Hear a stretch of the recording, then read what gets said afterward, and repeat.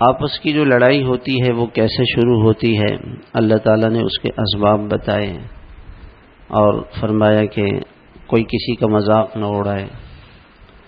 اور کسی کے لیے برا لقب نہ استعمال کرے، ولا تنابزوا بالالقاب۔ اور اس میں ایک چیز اللہ تعالیٰ نے فرمائی، یا ایھا الذین آمنوا اجتنبوا کثیرا من الظن، کہ بدگمانی سے بچو، اس لیے کہ بدگمانی یہ گناہ ہے، ان بعض الظن اثم، بدگمانی گناہ ہے۔ تو آپس کے اندر جو اختلاف ہوتا ہے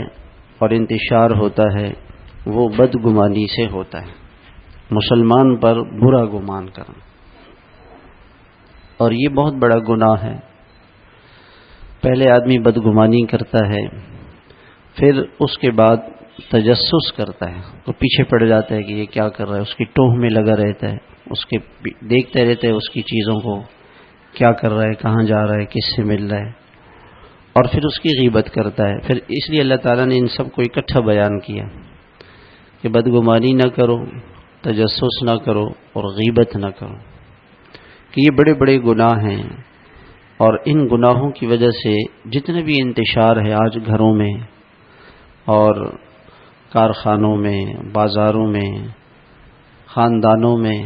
ملکوں میں، علاقوں میں، جہاں کہیں بھی انتشار ہے، اس کی وجہ یہی بدگمانی، تجسس اور غیبت ہے۔